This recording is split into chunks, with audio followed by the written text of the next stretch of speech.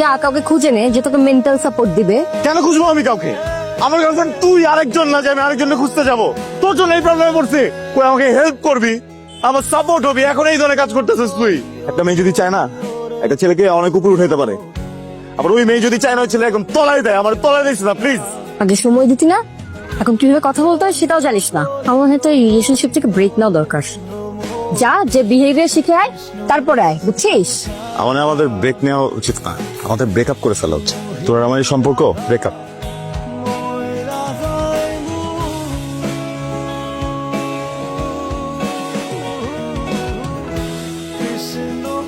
Excuse me, আপনি আবার আসছেন? আপনাকে আমি বলছিলাম এগুলো নিয়ে আমার কোনো ইন্টারেস্ট নাই। আমি আসলে ওই দিনের ব্যাপারে কোনো কথাই বলতে আজকে আসিনি। আমি একটু অন্য ব্যাপারে আপনার সাথে কথা বলতে আসছি। আমি কি একটু বসতে পারি?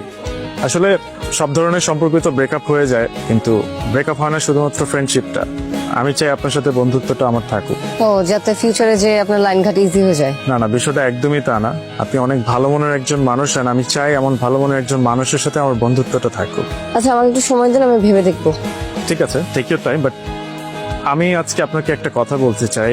সঞ্জু আপনার বয়ফ্রেন্ড, রাইট?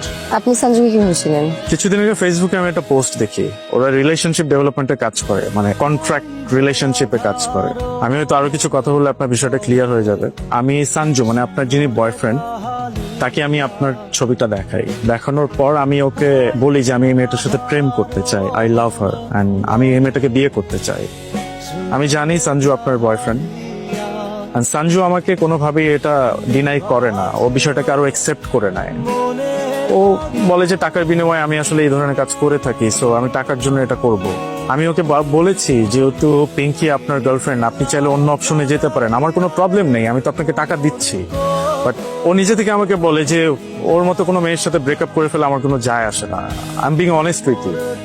ও আসলে আমার থেকে খুব বড় একটা অ্যামাউন্ট চার্জ করে। সো আমি যেহেতু আপনাকে পছন্দ করতাম বা ভালোবাসতাম, সো সেই জায়গা থেকে ও যখন বলেছে he can do it, so আমি আর আসলে বিষয়টাকে অন্যদিকে নিয়ে নেই, আমি ডিলটাকে অ্যাকসেপ্ট করে নিই।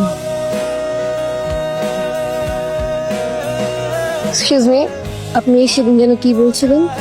না, আমি আসলে সেদিনের ব্যাপারে কথা বলতে চাচ্ছি না, আমি এটার জন্য সরি ফিল করি। না না না, বলেন না, কি জানি বললেন সেদিন।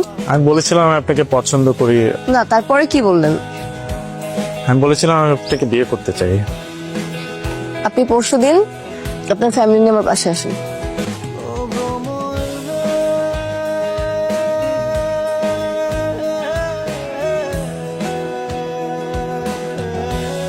হ্যালো, কই তুই? এক জায়গায় দাওয়াত খাইতে আসছিলাম, হঠাৎ করে রায়া একটু অসুস্থ হয়ে পড়ছে। তাড়াতাড়ি আয়। এই যাই কিছু মতো। কই আমার কি হয়েছে? তুমি দেরি করে আসছো কেন?